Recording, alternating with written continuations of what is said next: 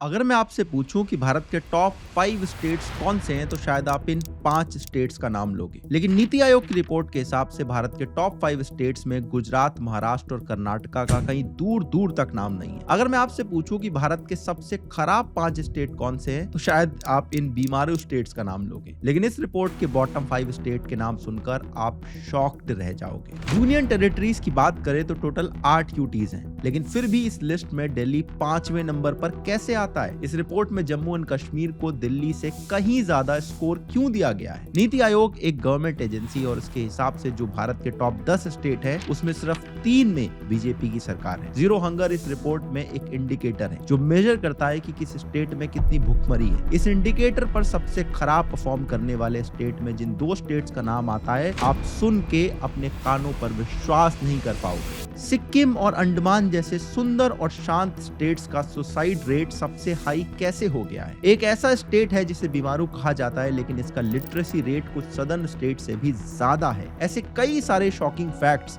मुझे इस रिपोर्ट से पता चले। मोदी सरकार को शुरू से ही इस बात के लिए क्रिटिसाइज किया जाता है कि वो डेटा को छिपाते हैं, उनकी सरकार इंफॉर्मेशन को पब्लिक नहीं करती। लेकिन नीति आयोग की ये रिपोर्ट 2018 से ही पब्लिश होना शुरू हुई है। ये कितनी एक्यूरेट एंड बिलीवेबल है, एंड सबसे इंपॉर्टेंट ये कितनी अनबायस्ड है, आइए देखते।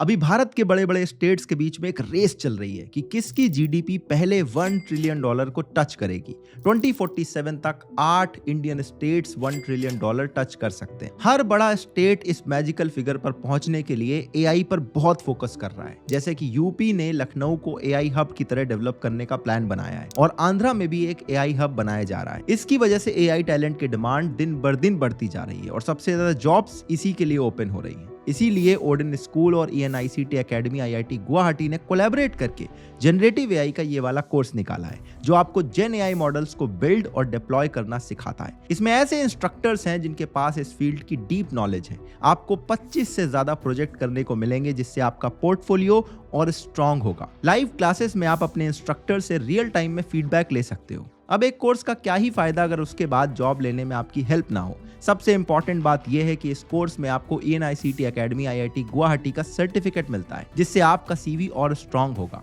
2 दिन के लिए IIT गुवाहाटी की कैंपस विजिट भी होगी। इसके अलावा कोर्स के दौरान ओडिन स्कूल की तरफ से आपको डेडिकेटेड जॉब असिस्टेंस मिलती है जिसमें resume building, interview preparation, job referral और डेडिकेटेड जॉब एप्लीकेशन पोर्टल शामिल है। ओडिन स्कूल के पास 500 से भी ज्यादा हायरिंग पार्टनर्स हैं जिससे आपकी जॉब एक लीडिंग कंपनी में लगने के चांसेस बढ़ जाते हैं। अब इतने अच्छे कोर्स में एनरोल करने के लिए एक लिमिटेड टाइम 10,000 रुपीज की स्कॉलरशिप का भी ऑप्शन मिल रहा है। इनका अगला बैच 29 मार्च से शुरू हो रहा है और मैं हाईली रिकमेंड करता हूं कि एक बार इनका लिंक डिस्क्रिप्शन से चेकआउट जरूर करना।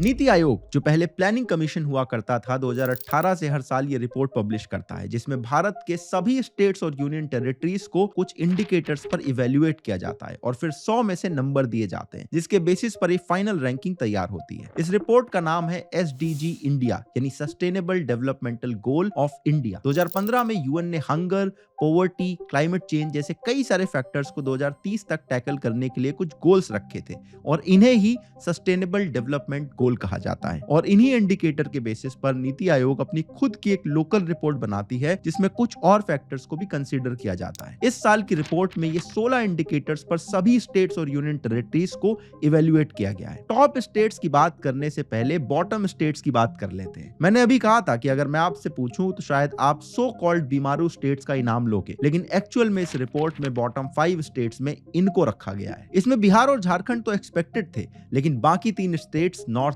ईस्ट से आते हैं। इनफैक्ट 6th स्टेट भी असम ही है। यूपी, MP, राजस्थान जिन्हें बीमारू कंसीडर किया जाता है, एक्चुअल में बेटर स्कोर कर रहे हैं। 2018 में जब पहली बार रिपोर्ट पब्लिश की गई थी तब भारत का ओवरऑल एवरेज स्कोर 100 में से सिर्फ 57 आया था, जो ओवर द ईयर्स इंप्रूव होकर 71 पे पहुंच चुका है। इस साल की रिपोर्ट में ये सारे स्टेट्स टॉप गेनर्स हैं, यानी जिन स्टेट्स ने पिछले साल के कंपैरिजन में सबसे ज्यादा इंप्रूवमेंट करके दिखाई है। सबसे ज्यादा इंप्रूवमेंट अगर पैरामीटर वाइज देखें तो क्लाइमेट एक्शन और पॉवर्टी को रिड्यूस करने में आई है। ये चार्ट देखो, ये वो टोटल 16 इंडिकेटर हैं जिनके बेसिस पर ये रिपोर्ट बनाई गई है। इसमें सबसे अच्छा स्कोर SDG 6, 7 और 11 में है, जो मोस्टली एनवायरमेंट से रिलेटेड सारे इंडिकेटर्स हैं। बाकी के मोस्टली इंडिकेटर्स भी ग्रीन में ही है, लेकिन 3 ऐसे इंडिकेटर्स हैं जो येलो में है, यानी इन्हें 65 से भी कम स्कोर मिला है, और एक तो रेड में आता है, यानी सबसे खराब परफॉर्मेंस यहाँ पे रही है। और अनफॉर्चुनेटली यही वो 4 इंडिकेटर्स हैं जो सबसे ज्यादा मैटर करते हैं। SDG 2 यानी हंगर, जिसमें भारत का एवरेज स्कोर सिर्फ 52 आया है, SDG 4 यानी एजुकेशन, जिसका एवरेज स्कोर 61 का है, और SDG 9 जो कि है इंडस्ट्री, इनोवेशन एंड इंफ्रास्ट्रक्चर, इसका भी स्कोर सिर्फ 61 आया है। जेंडर इक्वालिटी में तो हम हाफ मार्क भी क्रॉस नहीं कर पाए हैं, और इन चारों इंडिकेटर्स का स्कोर 2018 के कंपैरिजन में तो काफी बढ़ा है, लेकिन जितना अच्छा होना चाहिए था उतना नहीं हो पाया। सबसे पहले एजुकेशन पे बात करते हैं। एजुकेशन में जिन फैक्टर्स पर स्टेट्स को इवैल्यूएट किया जाता है, उसमें स्कूल के बेसिक इंफ्रास्ट्रक्चर, एनरोलमेंट और ड्रॉप आउट रेट, कितने स्कूल्स में कंप्यूटर हैं, और लिटरेसी जैसे कई सारे फैक्टर्स को कंसीडर किया जाता है। क्वालिटी एजुकेशन में टॉप 5 स्टेट्स इनको रखा गया है, और बॉटम 5 में आते हैं बिहार, ओडिशा, मेघालय, असम और नागालैंड, और ये है इनकी पूरी रैंकिंग। अगर यूनियन टेरिटरीज की बात करें तो दिल्ली, चंडीगढ़ और पुडुचेरी टॉप पर बैठे हुए हैं। अब मैं आपसे एक सवाल पूछता हूं, लिटरेसी रेट में अगर आपको यूपी, झारखंड, छत्तीसगढ़ और आंध्र प्रदेश को रैंक करना है तो सबसे ऊपर आप किसको रखोगे? मेरे हिसाब से आप में से मोस्टली लोगों ने बिना ज्यादा कुछ सोचे आंध्र प्रदेश को सबसे टॉप पे रख दिया होगा, लेकिन रियलिटी में आंध्र प्रदेश का लिटरेसी रेट इन तीनों ही स्टेट से कम आता है। आंध्र प्रदेश का लिटरेसी रेट सिर्फ 68% है, जबकि यूपी का 72%, झारखंड और छत्तीसगढ़ का ऑलमोस्ट 75%। अगर हम ओवरऑल स्कोर देखें तो भी आंध्र प्रदेश की रैंकिंग 20th पे आती है, जबकि उत्तर प्रदेश 19th,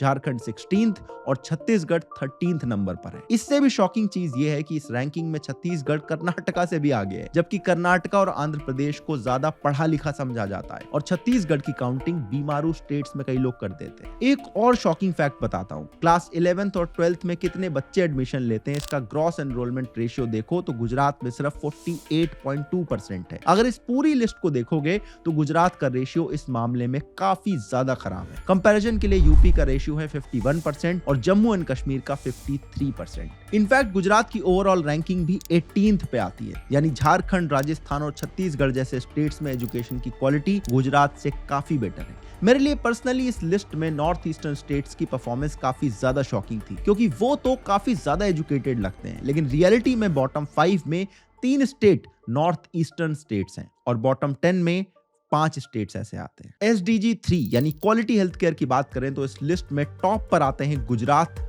महाराष्ट्र, उत्तराखंड, हिमाचल और कर्नाटका, और बॉटम 5 में आते हैं MP, छत्तीसगढ़, असम, यूपी और नागालैंड। मेरे लिए यह भी सरप्राइजिंग था कि बॉटम 5 में बिहार नहीं आता। इनफैक्ट इस लिस्ट में बिहार नीचे से 7वें नंबर पर आता है। इस इंडिकेटर में चाइल्ड मोर्टेलिटी से लेकर HIV, TB, road accident, life expectancy और सुसाइड का डेटा को एनालाइज किया जाता है। इन रैंकिंग्स को देखोगे तो इसमें कुछ चीजें काफी ज्यादा सरप्राइजिंग है। जैसे अगर इस डेटा को बिलीव करें तो त्रिपुरा और वेस्ट बंगाल को तमिलनाडु से ज्यादा स्कोर मिला है, और झारखंड का स्कोर इक्वल है। ऐसा मोस्टली 2 रीजंस की वजह से है। एक तो तमिलनाडु में रोड एक्सीडेंट डेथ का स्कोर नेशनल एवरेज से डबल है, और दूसरा 9 से 11 महीनों के बच्चों में जो वैक्सीन लगती है उसका स्कोर नेशनल एवरेज से काफी नीचे है। इनफैक्ट केरला का स्कोर भी इस कैटेगरी में नेशनल एवरेज से काफी कम आता है। ऐसे ही मणिपुर का स्कोर हरियाणा से काफी ज्यादा है, और सरप्राइजिंगली पुडुचेरी की परफॉर्मेंस देखें तो काफी ज्यादा खराब है। यूनियन टेरिटरीज में पुडुचेरी सबसे नीचे है, और इसका ओवरऑल स्कोर भी सिर्फ 65 है, जबकि पुडुचेरी को भी एक डेवलप्ड यूटी समझा जाता है। यूनियन टेरिटरीज में टॉप पर है दिल्ली, जिसका स्कोर है 93। चंडीगढ़ और जम्मू कश्मीर 2nd और 3rd नंबर पर आते हैं। इस लिस्ट में एक और चीज काफी कंसर्निंग थी, और वो है कि अगर हम सुसाइड रेट का डेटा देखें तो सिक्किम और अंडमान में काफी कंसर्निंग सिचुएशन है। इसके अलावा टॉप 5 स्टेट्स को देखें तो सिक्किम के बाद केरला, छत्तीसगढ़, तेलंगाना और तमिलनाडु है, और लोएस्ट रेट है बिहार के अंदर। डेथ बाय रोड एक्सीडेंट में तमिलनाडु के बाद सबसे खराब सिचुएशन आती है तेलंगाना और लद्दाख की। इन तीनों का ही स्कोर नेशनल से काफी ज्यादा हाई आता है। SDG 9 यानी इंडस्ट्री, इनोवेशन एंड इंफ्रास्ट्रक्चर की बात करें तो जज करने के लिए service sector employment, manufacturing, innovation score, 3G 4G का कितना पेनिट्रेशन है और कितने घरों में मोबाइल फोन है, ये सारे फैक्टर्स को कंसीडर किया गया है। हार्ड इंफ्रास्ट्रक्चर को जज करने के लिए इसमें सिर्फ एक फैक्टर लिया गया है, और वो है कि कितने एरियाज प्रधानमंत्री ग्राम सड़क योजना से जुड़े हुए हैं। इस कैटेगरी में जो टॉप 5 स्टेट्स है वो है गोवा, हरियाणा, केरला, पंजाब और तमिलनाडु। मेरे लिए इंडस्ट्री और केरला को एक साथ पढ़ना थोड़ा सा मुश्किल हो रहा था। इंफ्रास्ट्रक्चर आई एम श्योर उनका अच्छा होगा। इस लिस्ट में वेस्ट बंगाल, कर्नाटका, गुजरात और महाराष्ट्र से भी ऊपर है, जो किसी के लिए भी डाइजेस्ट करना थोड़ा सा मुश्किल हो सकता है। लेकिन एक्चुअल में जिन फैक्टर्स पर इन स्टेट्स को रेट किया गया है वो देखोगे तो ये लिस्ट सेंस भी बनाती है, क्योंकि काफी बेसिक फैक्टर्स कंसीडर किए गए हैं। जैसे ये वाली कैटेगरी देखो, ऐसे घर जिनमें एटलीस्ट एक मोबाइल फोन है, ऐसे विलेजेस जहां पर 3G और 4G की कवरेज है, और टोटल एम्प्लॉयमेंट में सर्विस का पार्ट क्या है, मैन्युफैक्चरिंग का शेयर कितना है। इसमें वैसे कुछ इंटरेस्टिंग डेटा देखने को मिलता है। जैसे मैन्युफैक्चरिंग एम्प्लॉयमेंट का डेटा देखें तो गुजरात में सबसे ज्यादा 23% लोग एम्प्लॉयड हैं, लेकिन इसके बाद जो स्टेट है वो थोड़े अनयूजुअल हैं। गुजरात के बाद है वेस्ट बंगाल, जहां 18.75% लोग मैन्युफैक्चरिंग सेक्टर में एम्प्लॉयड हैं। थर्ड स्टेट है गोवा, फोर्थ है पंजाब और फिफ्थ है तमिलनाडु। बाकी मोस्टली स्टेट्स में मैन्युफैक्चरिंग एम्प्लॉयमेंट 10% से भी नीचे आता है। अगर सर्विस सेक्टर के एम्प्लॉयमेंट को देखें तो टॉप पर है चंडीगढ़, जहां 76% लोग सर्विस सेक्टर में एम्प्लॉयड हैं। टॉप 5 स्टेट्स में गोवा, मिजोरम, केरला, त्रिपुरा और सिक्किम, इन सभी स्टेट में लोग सर्विस सेक्टर पे काफी ज्यादा डिपेंडेंट हैं। इनोवेशन स्कोर का डेटा देखें तो काफी शॉकिंग है। इनोवेशन इंडेक्स का इंडिया एवरेज है 36 आउट ऑफ 100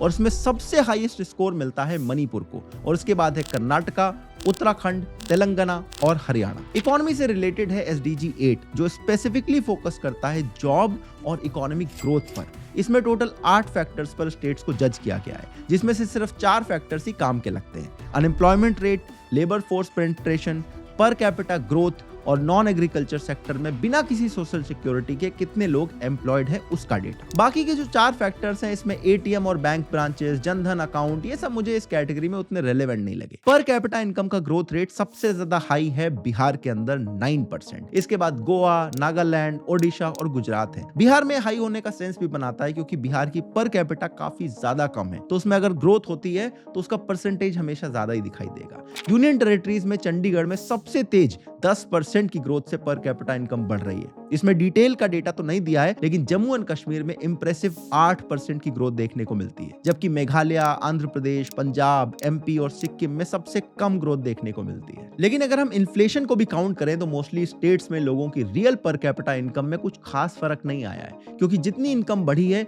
उससे ज्यादा महंगाई बढ़ चुकी है। अनएम्प्लॉयमेंट को देखें तो पर्सनली मुझे एक भी स्टेट का बिलीवेबल नहीं लगा। पूरे देश में आज अनएम्प्लॉयमेंट एक बहुत बड़ा इशू बन चुका है। बड़े बड़े प्रेस्टिजियस कॉलेजेस अपने स्टूडेंट्स को प्लेस नहीं कर पा रहे हैं, लेकिन इस रिपोर्ट में मोस्टली स्टेट्स ने अपना अनएम्प्लॉयमेंट रेट 4 से 5% से ज्यादा नहीं दिखाया है। सिर्फ गोवा ने 10% कोट किया है और केरला ने 8.4%। असम, झारखंड, MP और त्रिपुरा ने तो 2% भी नहीं बताया है। यूपी का 2.6% है और वेस्ट बंगाल का 2.3%, जो मेरे हिसाब से ग्राउंड रियलिटी से काफी दूर दिखाई देता है। बाकी आप लोग जिस भी स्टेट से हो, स्क्रीन को एक बार पॉज करके देख सकते हो और फिर कमेंट करके बताना कि आपको ये सही लग रहा है या गलत लग रहा है। इसके अलावा इस इंडिकेटर में मुझे सबसे ज्यादा सरप्राइजिंग लगा लेबर फोर्स पार्टिसिपेशन रेट, यानी 15 से 59 साल के कितने लोग काम पर लगे हुए हैं। इसमें बिहार और दिल्ली का रेट सेम आता है। बॉटम 5 स्टेट्स में बिहार, हरियाणा, मणिपुर, पंजाब और यूपी है, और यूनियन टेरिटरीज में लक्षद्वीप के बाद सबसे खराब परफॉर्मेंस दिल्ली की है, जिसका पार्टिसिपेशन रेट सिर्फ 50.4% है। कंपैरिजन के लिए बिहार का 50.9% है, यानी बस थोड़ा सा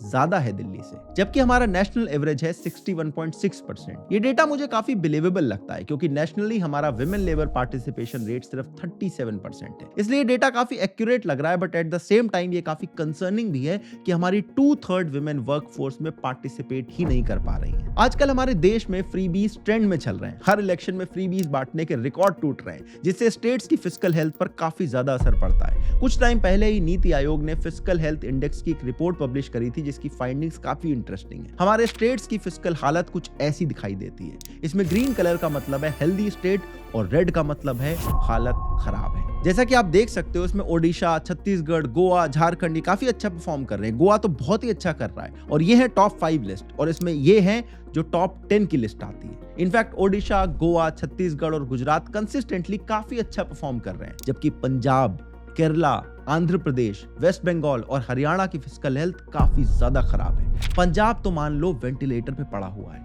ये रिपोर्ट शो करती है कि तमिलनाडु का क्वालिटी ऑफ एक्सपेंडिचर काफी खराब है, जिसकी वजह से इनका स्कोर काफी कम हो जाता है। ये तो बात हो गई स्टेट्स की, लेकिन हमारे शहर कितने सस्टेनेबल और लिवेबल है इसकी बात करें तो SDG 11 में इसे इवेल्युएट किया गया है। इसमें मेनली क्लीनलीनेस रिलेटेड फैक्टर्स को लिया गया है, जैसे solid waste segregation, sewage treatment plant की capacity, door to door waste collection, Swachh Bharat mission के अंदर कितने टॉयलेट्स बने हैं। लेकिन यहाँ पर मुझे सरप्राइजिंग लगा कि इन्होंने एयर क्वालिटी और वाटर क्वालिटी की कहीं बात नहीं करी है। इसके डोर टू डोर करेक्शन की कैटेगरी में मोस्टली स्टेट्स का स्कोर 90s में आता है और नेशनल एवरेज है 97%। यानी इसका मतलब है देश के 97% वार्ड्स यानी कॉलोनीज में डोर टू डोर कचरा कलेक्ट किया जाता है, जो क्लेम मेरे हिसाब से थोड़ा सा एग्जेजरेटेड लगता है। अगर रोज के रोज 97% वार्ड में door to door waste collection हो रहा होता तो हमें जगह जगह पर कूड़े के ढेर देखने को नहीं मिलते, और इसीलिए इसका भी फैक्ट चेक आप लोग कमेंट में कर सकते हैं। आप बताओ कि आपके शहर में रोज म्युनिसिपल कॉर्पोरेशन कूड़ा लेने आती है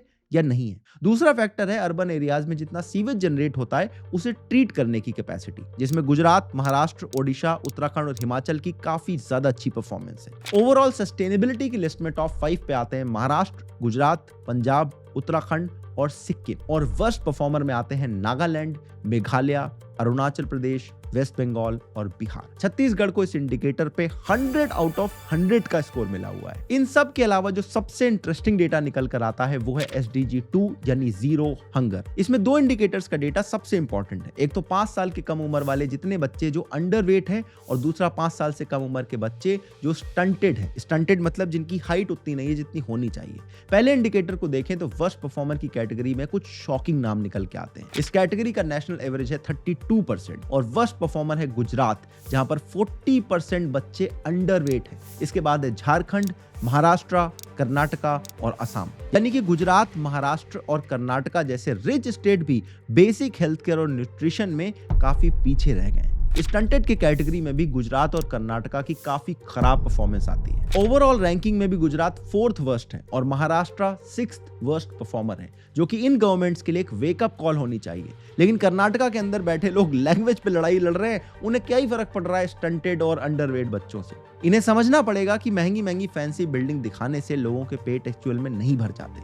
इसके अलावा इस रिपोर्ट में जो भी इंडिकेटर्स हैं उनको आप इंडिविजुअली पढ़ सकते हो। मैं इस रिपोर्ट का लिंक आपको डिस्क्रिप्शन में डाल के दे दूंगा, आप आराम से पढ़ना। फाइनली ओवरऑल इस साल के टॉप स्टेट बना है उत्तराखंड, और टॉप 5 स्टेट्स में है उत्तराखंड, केरला, तमिलनाडु, गोवा और हिमाचल प्रदेश। और यूनियन टेरिटरीज में टॉप 3 आती हैं चंडीगढ़, जम्मू एंड कश्मीर एंड पौंडीचेरी। अगर आप मेरे से पर्सनली पूछो तो ओवरऑल ये रिपोर्ट काफी अच्छी और कॉम्प्रिहेंसिव है, लेकिन कई जगह पर ये एक्यूरेट नहीं लगती। कई जगह पर डेटा को डाइजेस्ट करने में प्रॉब्लम आती है, या फिर कई जगह पर बहुत सारे बेसिक फैक्टर्स के बेसिस पर मार्क किया हुआ है, और इसमें जितना भी डेटा लिया गया है ये मिनिस्ट्री ऑफ स्टैटिस्टिक्स या रेस्पेक्टिव मिनिस्ट्रीज नहीं दिया है। लेकिन स्टिल ये रिपोर्ट भारत के स्टेट्स की ओवरऑल परफॉर्मेंस का एक बहुत अच्छा और कॉम्प्रिहेंसिव एनालिसिस देती है, और आपको जरूर पढ़नी चाहिए।